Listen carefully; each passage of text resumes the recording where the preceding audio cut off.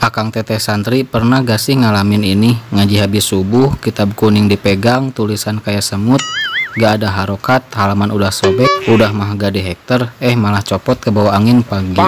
Koper tinggal rangkanya doang, tapi tetap kita sayangin karena isinya ilmu.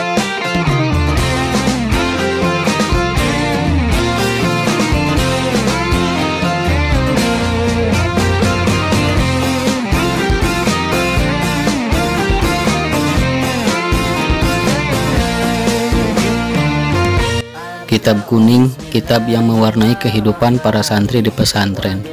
Kitab yang tak hanya mengajarkan ilmu, tapi juga kesabaran karena saking kecilnya tulisan dan rapatnya antar barisan. Dan sekarang muncul gebrakan baru, penerbit legendaris Toha Putra. Bikin kejutan gede, semua kitab kuning mereka direvisi total. Bukan cuma covernya yang kece, isinya juga lebih rapi. Udah di hektar tengah, ada yang soft cover, tapi yang paling buat saya angkat sorban dan ngalungin tasbih, harganya tetap sama. Gimana ceritanya? Mari kita bahas. Buat para santri, kitab kuning adalah makanan sehari-hari, dari Fathul Qorib sampai Tafsir Jalalain, dari Sapinah sampai Fathul Mu'in.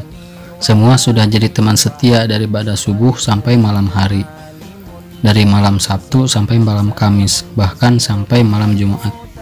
Tapi ada satu masalah klasik, kitabnya susah dibaca karena tergerus zaman. Tulisannya kecil, spasi rapat, sudah pasti kebanyakan gak ada harokat. Dan yang lebih menyebalkan, mungkin covernya kadang mirip semua. Buat anak pesantren, kitab kuning tuh bukan sekedar buku, itu sahabat perjuangan yang nemenin kita dari mulai ngantuknya ngaji subuh sampai ketidurannya ngaji malam. Tapi jujur aja, kadang kitab kuning cetakan lama itu kayak ujian kesabaran. Tulisannya rapat, cetakannya gak rapi, huruf Arabnya sempit-sempitan. Belum lagi gak semua kitab ada harokatnya. Kita harus nebak-nebak huruf-huruf di cetakan lama karena ada yang hilang tergores zaman. Dan disinilah Toha Putra Semarang bikin gebrakan besar. Mereka mulai merevisi ulang cetakan kitab kuning lama. Bukan cuma cover, tapi juga layout dalamnya.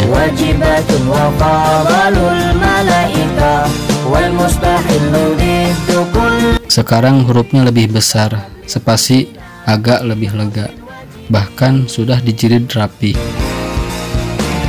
Ada dua versi penjilidan, ada yang di hektar tengah, dan ada juga yang sudah soft cover kayak buku modern. Biasanya kalau produk diperbarui, direvisi, kualitas naik, otomatis harga ikut naik dong. Tapi Toha Putra justru bikin langkah yang berani dan nyantri banget. Harga kitab tetap tidak dinaikkan. Dan ini bagian yang bikin kita semua angkat sorban.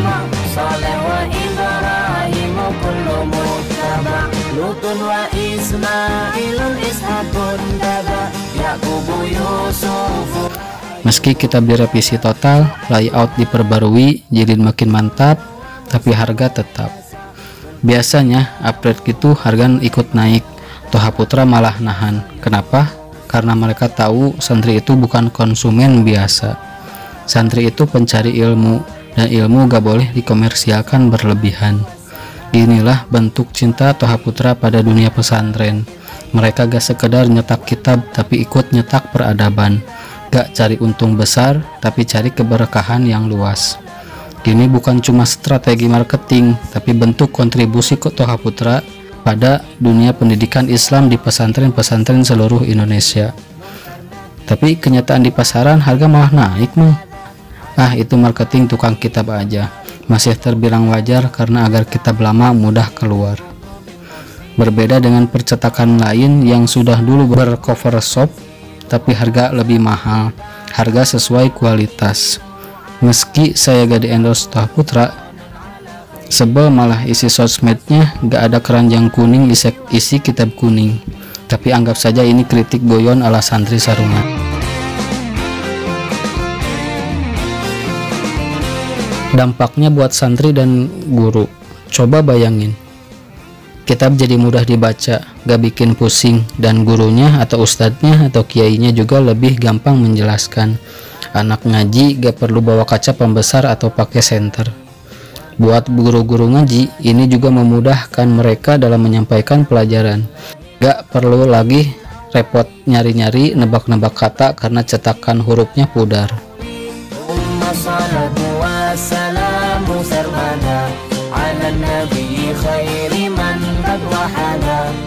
Kadang perubahan kecil bisa bikin perubahan besar, dan Toha Putra membuktikannya lewat satu kata, niat. Niat untuk memperbaiki, tapi gak memberatkan. Salut buat Toha Putra.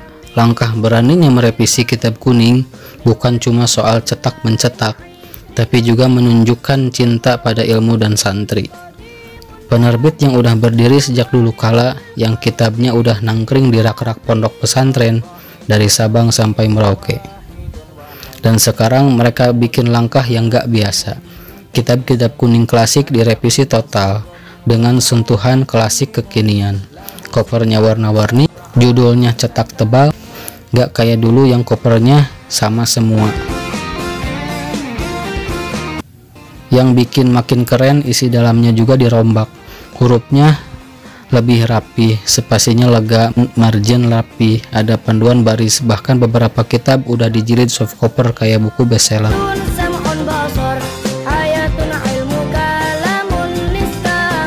Santri sekarang, kamu dimanjain banget Kang, ngaji gak perlu pusing-pusing.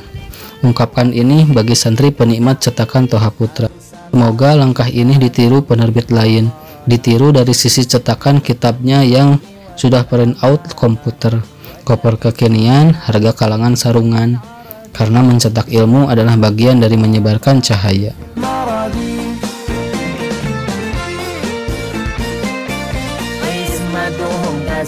Semoga Kitab Kuning makin rapih kitabnya, makin cerah isinya. Dan buat kamu yang masih nyimpen Kitab Kuning cetakan tahun 90-an, jangan sedih. Itu bisa jadi barang antik, bisa jadi kenangan. Kalau gak dibaca, bisa dijadikan pajangan vintage. Tapi ya itulah cinta. Meskipun bikin pusing, tetap dicariin, tetap disimpenin. Dampaknya kerasa banget. Guru ngajinya lebih gampang jelasin karena teksnya lebih terbaca. Santri gak ribet lagi ngira-ngira mana awal kalimat, mana syarahnya. Mata lebih adem, otak gak overhead. Bayangin, sekarang kitab udah kayak buku pelajaran modern, tapi tetap isinya ilmu salaf, tetap mengandung hikmah dari ulama besar. Meskipun kitab-kitab yang saya bahas adalah kitab-kitab kecil dari percetakan, tapi jangan sepelekan kitab kecil, karena kitab kecil ini dibuat dirangkum dari kitab besar untuk memudahkan pemahaman. Kitab Kuning versi revisi ini jadi jembatan antara dunia salaf dan santri Gen Z, antara huruf gundul dan mindset digital. Yang ngaji sekarang bisa fokus pada isi, bukan pusing sama font. Kitab Kuning boleh berubah tampilan, tapi nilai dan ilmunya tetap langgeng. Karena yang bikin kitab itu mulia bukan cuma kertasnya, tapi niat menuntut ilmunya. Sebagai penutup, terima kasih Toha Putra karena sudah jadi bagian dari perjuangan para santri. Kitab revisi ini bukan sekedar upgrade layout, tapi upgrade kenyamanan dalam menuntut ilmu. Buat teman-teman yang masih pakai kitab versi lama, jangan dibuang, disimpan saja. Itu bukti sejarah perjuangan santri zaman dulu. Tapi untuk belajar ke depan, mari sambut edisi baru yang lebih memudahkan. Dan ingat ya, kalau kitabnya udah soft cover, jangan dijadikan bantal. Itu buat dibaca, bukan dipeluk waktu tidur. Dan satu lagi, kitab itu bukan cuma pajangan buat nakut-nakutin orang.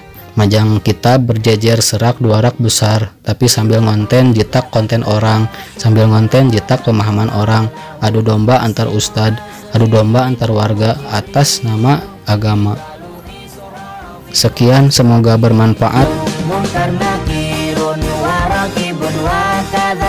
Nadaing mang Arba'atun min kutubin tafsiruha Tauratu Musa bil huda tanzil تنزيلها زبور داود وإنجيل على عيسى وفرقان على خير الملك وصحف الخليل والكليم فيها كلام الحكم العليم